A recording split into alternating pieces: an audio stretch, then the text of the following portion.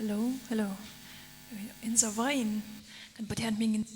cewa ezanina in misom na tlom taka wangin lom thu ka soya keima kein enin te kein ti china rongbol tlak lo anga te kein ngai china kanei ke ena kanei atlem ka ti china mi te malsom na ni atan chuan ni na atan chuan engma nei lo ni ten kein che china ma se chu chu pathian ina min thlir sakdan alo ni ngai reng reng lawa pathiana chuan milian tak kan lo nia kan ti chun hi pathian tan kan ti ni chuan he khovel thil clear lovin pathian tan kan ti hil lalpan min lo en sak china ni chu wangin tun huna po hian iti chin te I lo in ser shan chin na te pathian minga wanga I lo ti lo te khang zong zong kha kan pathian hian a sheveka kan pathian hian mal so machak em zo kani ti kha karon soi duwa pathian ro puinan rimoi ro pui ber ti hlang ron sange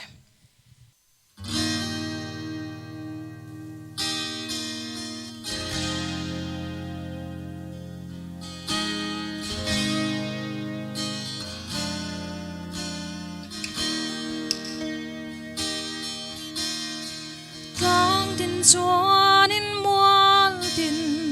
shu ta hoi veli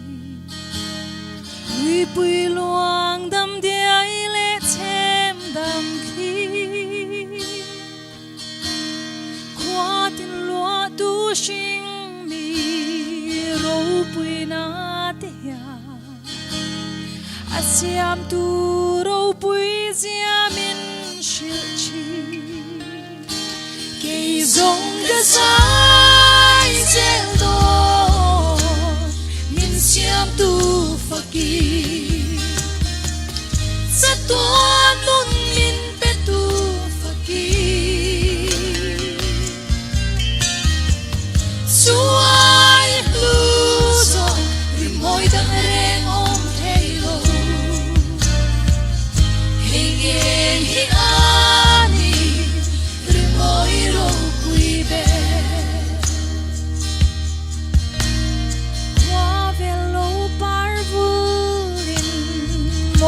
chua zen se tang tin le mual tin moi zuan zel se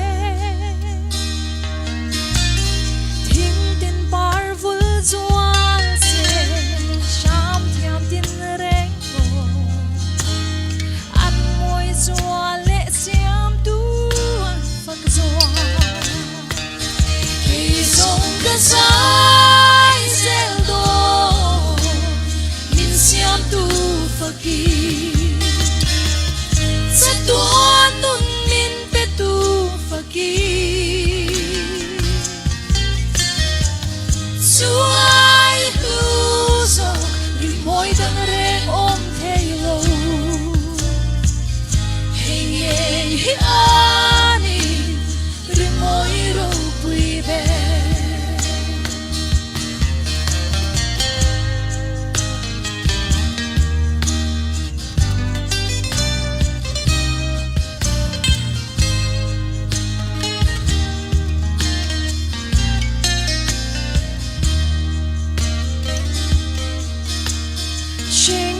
thiam na fin na zong tin nei la choi moi na le ro pui na zong ne nang choi moi na dal thei eng dang ka thang lo nang phak thei che hi ka tu bere Kay zong ga sai zel do min siam tu fakir sa tuan nun min pe tu fakir suai lu zo rimoy dang reng om thelo hey hey hi ani rimoy ro pui be kay zong ga sai zel do min siam tu fakir sa tuan nun min petu faki suai luzok rimoy dang reng om thelo hey ngei hi ani rimoy ro pui be suai luzok rimoy dang reng om thelo hey ngei hi ani rimoy ro pui